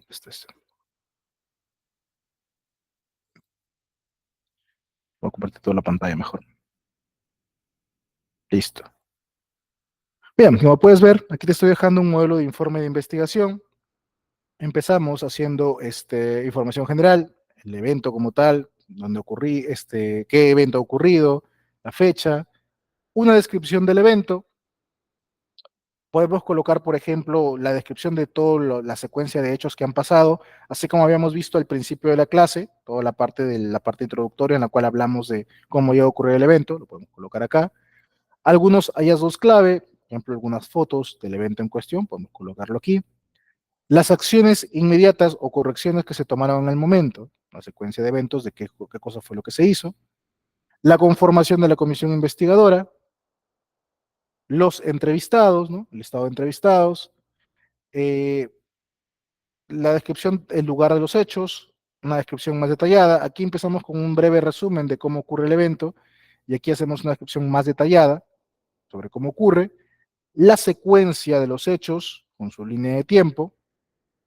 Puedes colocar también por esta parte los croquis que hayas hecho, también lo puedes colocar por acá. Luego tu análisis de causa, por ejemplo, el cuadrito de causalidad de pérdidas, frente, el cuadrito de resumen, o sea, no es que tengas que colocar aquí el paso a paso de cómo hemos llegado, pero sí el cuadrito de resumen lo podemos ir colocando acá. Y aquí sí lo puedes detallar un poco más, ¿no? Como te puedes dar cuenta, ¿no? Las causas inmediatas, las detallas acá, las causas básicas, las detallas acá, y las faltas de control también las vas detallando aquí, cuáles fueron las que se encontraron. Finalizas con tus acciones correctivas y de mejora, que la acción, el responsable, el plazo, conclusiones y recomendaciones, en el cual concluyas por qué se ocasiona el accidente, qué recomendaciones se van a tomar, y los anexos, que son básicamente todos los registros necesarios para acreditar justamente el cumplimiento de seguridad y otros registros que sean pertinentes para la investigación. ¿De acuerdo? Este modelo es entonces el que te estoy compartiendo. Como te digo, básicamente todo lo que hemos trabajado en la clase de hoy es lo que iría dentro de este informe. ¿De acuerdo? Bien. Antes de acabar, vamos a revisar algunas preguntas. Me dice, ¿quién nos dejó ingresar con herramientas extrañas a la labor? Ah, buen punto, buen punto. Sería bueno también analizar cuando un trabajador usó una herramienta que es inadecuada, ¿por qué estaba esa herramienta ahí, no? ¿Quién le autorizó que lo lleve o quién no controló?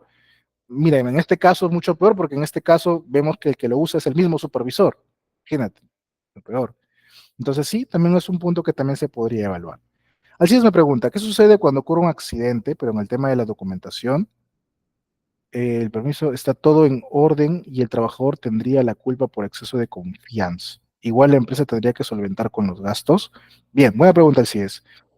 En la lógica de la SUNAFIL, todo accidente tiene responsabilidad del empleador. Puede ser que en tu investigación tú me indiques, oye, hemos cumplido, hemos difundido, el trabajador ha sido preparado, sabía cómo actuar, y básicamente es que él se equivoca, pero en una investigación realmente, por parte de la SUNAFIL al menos, es muy raro que te quiten toda responsabilidad. Te podrían poner de que tu hiper no estaba muy claro, que no se difundió bien el hiper, que no consideraste el desconocimiento del personal o que no consideraste la imprudencia del personal. Muy raro. Muchas veces he escuchado, ¿no? Que no, si no cumples tú o si fallas tú, la empresa no se va a hacer cargo porque va a ser culpa tuya. Y de hecho, he tenido conocimiento de algunos casos en los que efectivamente la empresa simplemente dijo, oye, ¿sabes qué? Yo no tuve nada que ver, es culpa tuya y no me voy a hacer cargo. Entonces, ya que lo he visto en algunos casos, supongo que es algo que sí se puede dar. También tomamos en cuenta de que para activar la póliza CTR, recuerda la segunda clase cuando hablábamos de qué cosa era y qué cosa no era un accidente, para el decreto supremo del 00398CA, que es del SCTR, justamente indicaba que incumplimiento a las órdenes del supervisor, o básicamente incumplimiento de procedimientos, no configuraban un accidente de trabajo. Entonces, si la investigación tú llegas a determinar de que es culpa netamente del trabajador accidentarse y que no tengo, suponiendo que no tengo ninguna responsabilidad, probablemente el SCTR no se active. Entonces, hay casos en los que sí llega a ocurrir, hay casos en los que la empresa de una u otra forma, no sé si de buena o mala manera, pero llega a acreditar de que efectivamente ellos no tuvieron nada que ver y al final sí pueden terminar perjudicando al trabajador. Entonces, yo espero que realmente no les llegue a tocar un caso de esos. Afortunadamente, como te digo, en la empresa donde yo trabajo, a pesar de que hay casos en los que el mismo trabajador ha fallado, nunca he visto que hayan dejado de apoyar. Sé que no es la realidad de todas las empresas, sé que también no es la realidad de todos los trabajadores. Hay trabajadores, como te digo, hay trabajadores, empleadores buenos, trabajadores, empleadores aprovechados. Hay de todo. Entonces, pero sí es posible, o sea, con lo que tú me preguntas, sí es posible que la empresa deje de solventar los gastos, pero sería un tema pues bastante delicado y realmente tendría que sustentarse bien en el informe que efectivamente no hay responsabilidad alguna por parte de la empresa, ningún tipo de responsabilidad. Ahí tendría que estar bien detallado ese informe en el que él se indique eso básicamente. Me pregunta Franco, ¿quién es el encargado de la revisión del informe? Pero el encargado de suma puede ser responsable de hacer el cálculo de BP para X proyecto de actividad. Ok, Franco, primero, la revisión del informe básicamente es el empleador, la gerencia general. O sea, la comisión la elabora, la eleva al empleador, como si fuera también un informe de comité que lo elevan al empleador para que lo revisen, porque el comité ya participó en la investigación al poner a todos sus miembros, y el empleador finalmente es el que determinará la conformidad o no del informe. Ahora, este informe luego hay que archivarlo, tenerlo en la mano, porque cuando llegues a una fila a solicitarlo, hay que presentarlo. Entonces, lo ideal sería que se eleve al empleador para que el empleador sea el que le dé el visto bueno. Sobre tu segunda pregunta, calcular cuánto EPP requiere cierto personal para un proyecto o actividad, lo ideal que para este tema de compras sea el área logística. Y es que ahí tenemos que acostumbrarnos a que cada área tiene parte que ver en seguridad, ¿no? Te decía, recursos humanos tiene que ver con el programa de capacitaciones y en ese programa tiene que incluir temas de seguridad. Pero generalmente, ¿qué se dice? No, la capacitación de seguridad lo va a ver seguridad nada más y se deslinda. Pero la verdad es que todos, cada área tendría que tener cierta responsabilidad en seguridad. Para el tema de BPs sería muy similar, aunque, bueno, pues en la práctica realmente es al final el supervisor el que hace el requerimiento. Lo que podríamos apoyar a la área logística es justamente en identificar qué tipo de EPP es el que se va a usar, a quiénes se les va a entregar y hacerles el requerimiento para que ellos gestionen la compra. Entonces, en esa parte sí podría apoyar al área de SOM. ¿En qué tipo de accidentes puede participar la PNP? ¿Te refieres en la investigación? Si te refieres a la investigación, déjame decirte que el fatal que a nosotros nos ocurrió, participó la PNP básicamente. Por un tema de reconocimiento, pues porque ocurre en la vía pública. Si ocurre dentro de la empresa, muy raro que participe la PNP, salvo que sea un caso de un fatal, ¿no? Que sea un caso de un fatal, pues ahí sí. Pero si ocurren en la vía pública, es más común que vaya la PNP justamente por un tema de control, de orden público y un tema de que asegurarse de que no ha habido otro tipo de caso, que no sea solo un accidente, sino que de repente ha sido un crimen realmente lo que se ha llegado a cometer. También podría ser que se involucre más si al final los familiares del accidentado o el mismo accidentado, si en caso puede, hace su denuncia a la empresa, hace la denuncia a la empresa ante el Ministerio Público indicando de que pues él se ha accidentado por culpa de la empresa. Entonces en esos casos ya no solamente entra la SUNAFIL, sino también ya entra pues la parte penal, ¿no? Así funcionaría. Bien, entonces miren, nos hemos pasado más de la hora, pensé que íbamos a acabar antes. Entonces con eso estamos culminando la clase del día de hoy. No te olvides que no se acabó el curso todavía, nos queda una clase más el día sábado, espero poder verte ahí también, voy a responder muchas más preguntas, vamos a culminar entonces la clase del día de hoy y el sábado voy a tenerles dos puntos importantísimos que me gustaría desarrollar, también que tienen que ver con investigación de accidentes, y que espero que le pueda sacar el máximo provecho. Ojalá que me alcance el tiempo para poder plantearlos bien, para que te lo puedas llevar y que te pueda servir para complementar justamente parte de tu formación aquí en investigación de accidentes. ¿Listo? Te deseo mucha suerte en tu examen, ojalá que mañana gane Perú, y nos vemos entonces el día sábado. Muchísimas gracias y que tengan buenas noches.